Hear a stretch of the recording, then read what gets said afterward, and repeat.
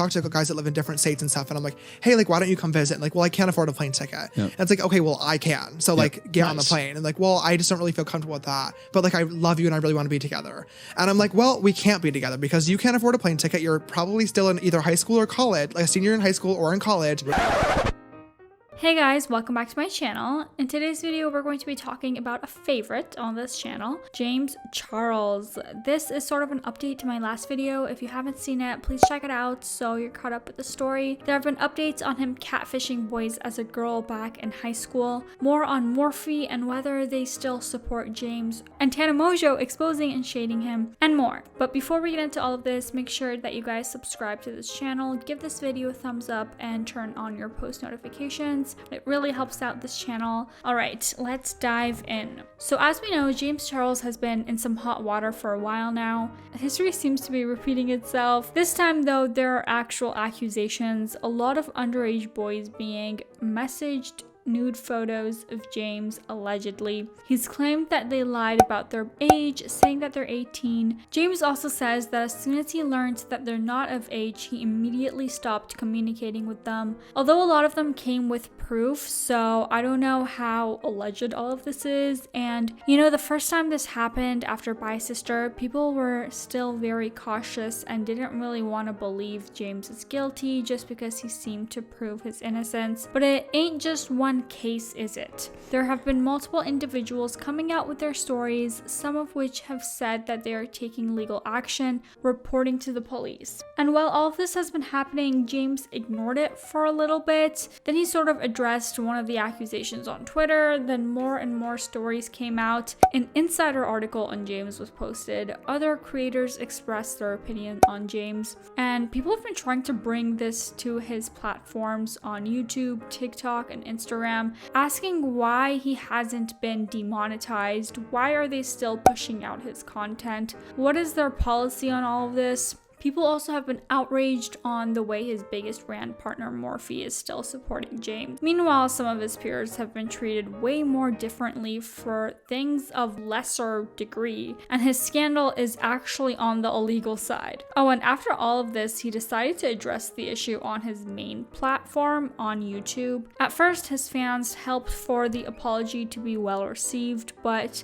the more people saw it, things were not so bright for James. And now what? Like we already mentioned, people have been really pissed at Morphy, mainly because they have dropped other influencers instantly when they got in some hot water. For example, Laura Lee was dropped in seconds when her racist tweets resurfaced while Dramageddon 1 was happening in 2018. Then we have Shane and Jeffrey dropped last summer, though Morphy took its sweet time until they decided to leave them behind. And now, while so many victims are coming out with their stories, Morphy doesn't seem to bat an eye at James. Their social media has been flooded with comments and not the good type. Here are some of them on Instagram. One user said, "Remove the palette from your store, or as a young person artist myself, you've lost my interest. Stop giving a platform to the P word. I'm so embarrassed I own Morphy makeup. How many minors need to be traumatized before you deplatform the monster? I'm actually embarrassed to have Morphy makeup right now. Do better. Never gonna give my money to companies that care about cash more than they care about morals and victims. I'm ashamed to have your product." And they haven't made a public statement yet. However, Rich Lux posted this email response. Apparently he emailed them and asked their position on the situation, and here's the response that he got. They said, "We understand your concerns and we take this situation very seriously. Morphy does not condone inappropriate online behavior of any form. It is and has always been our goal to create a positive space, an empowering space where all beauty lovers can freely share their artistry and passion for cosmetics. We have been actively looking into the recent allegations against James Charles and have suspended marketing of the Morphy x James Charles collaboration while we continue to evaluate and monitor the situation." Something else to add to this awful equation is the speculations about Morphy being investors in James' future makeup brand, or Morphy being the umbrella company of James's, both of them being owned by the same people. Last year when Tati came out with her video called Speaking My Truth, she mentioned that she heard rumors of James working with Morphy to create a whole makeup line. So that really puts it in perspective how James is one of the biggest cash cows of Morphy, besides Jaclyn Hill. They are yet to come out with a public statement on all of this. Before the scandal occurred, I had also been told that James Charles was about to develop an entire cosmetics line with the owners of Morphy. This entire situation opens up a Pandora's box of speculation. Moving on, Tana has exposed / shaded James recently. If you remember how it all started, the prequel of Sister, if you will, James had a little romance gone wrong at Coachella 2019. So James brought a date to the festival, a boy called Gage. As of now, James has called out multiple times to say that this boy was just using him for clout. Apparently, Gage told James that he was bi and trying to figure out his sexuality. And back then, Gage claimed that James would pressure him a lot to be more than friends with him when he only wanted to be friends with James. Then James posted a statement on Twitter addressing the situation, saying this.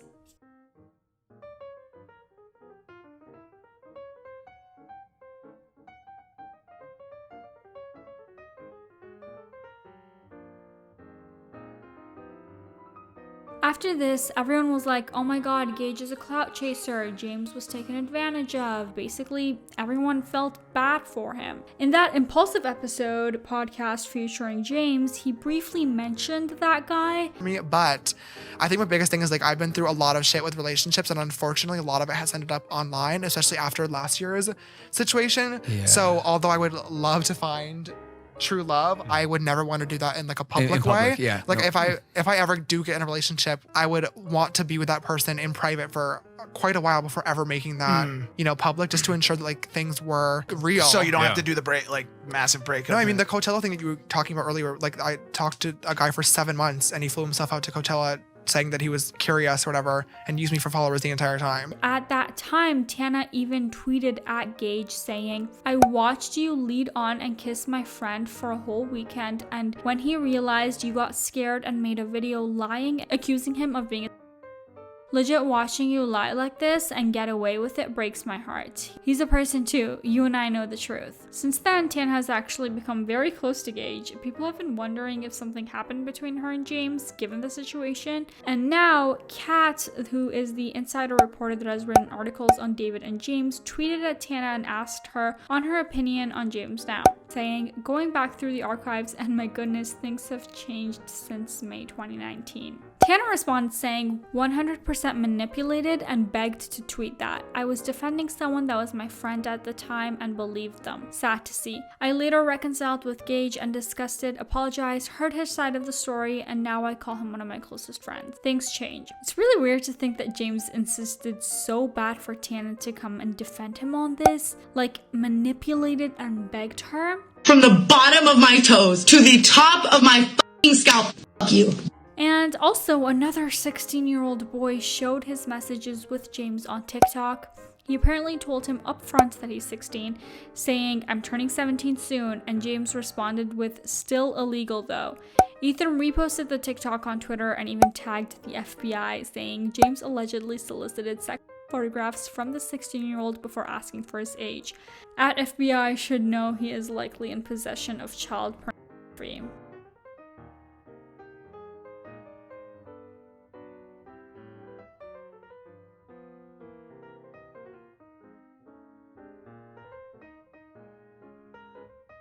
I typically will unmatch as well, because a lot of times they'll do it and then screenshot it. And just for a TikTok. Yeah. The best part about it is most people are so stupid that like they mess it up for themselves so fast. Yeah. I trust easily. Like I said, like I have a good head on my shoulders when it comes to like a really hot guy. Sometimes the intuition goes out the window a little bit. Yeah. It really would be very easy for a hot guy to just walk in and just like sweep me off my feet and just like ruin my entire life. And everyone's stupid to do it. Would Everyone's so dumb. There's been a lot of people that have had a really good opportunity and just haven't taken it. You're like, just fucking use me. No, I mean, no. In relation to James, D'Angelo Wallace posted that he is in the works of taking down his 3-part series on Jeffrey, Shane, and Tati, which also include information about Sister and how all of that unraveled. If you see those videos, they might leave the impression that James is completely innocent, in regards to the predatory accusations, and D'Angelo basically doesn't want to be contributing in favor of James. Those videos and a few more during that time gave his channel big exposure, and obviously a lot of his present subscribers discovered him because of them. And not to mention, he was praised for all of that work that he put into them. D'Angelo also explained that he can't take down or delete 2 of the videos right away due to them having sponsorships.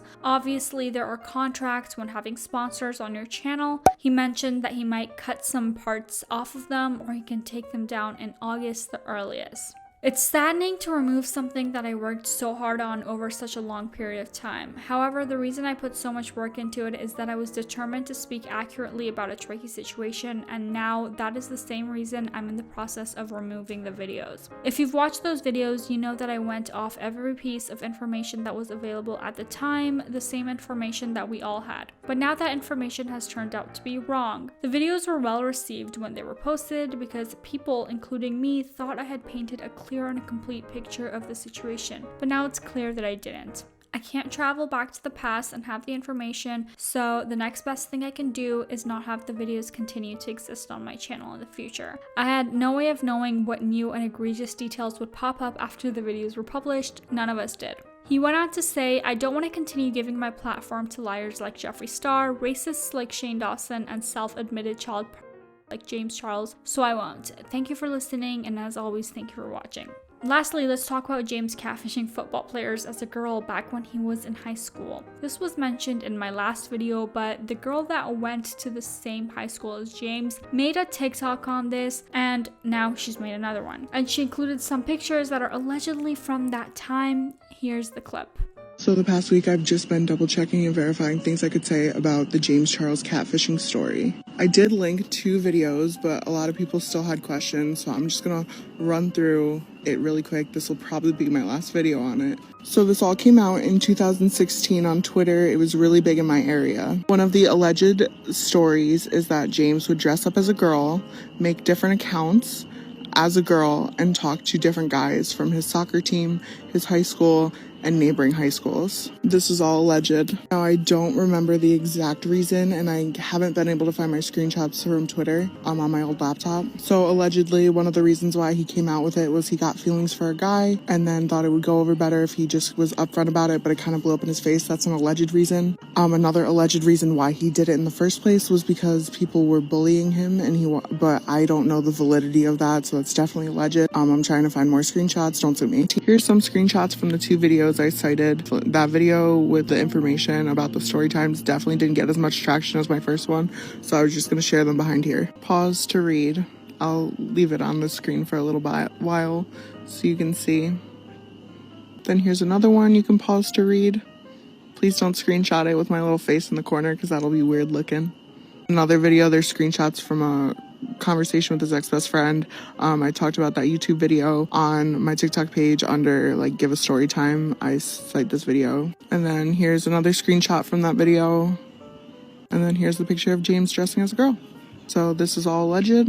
I'm just putting out some information because everybody was asking and nobody was watching the video. Overall, people have been saying that right after Bye Sister, they didn't want to accuse James without any proof since that didn't really go well in the first place. But now there is actual proof. About 9 different boys have shared their experience. Some are actually talking to the police and filing reports. Also, do you think maybe Tati was right all along, but she didn't do the execution quite well? Some have said that she should be able to come back to YouTube now since people are writing the cancel James side again. But when she last talked about him, she said they were on good terms. So it's all very confusing. And that's it for today's video, guys. Let me know what you think. What are your thoughts? Do you think James should be dropped by Morphy? Should he be demonetized like other creators like David, Shane, and others? Do you think Bye Sister 2 is about to explode like in 2019? Comment down below. Alright guys, thank you guys so much for watching. If you like this video, make sure to give it a thumbs up and subscribe. I post new videos every single week. Alright, bye.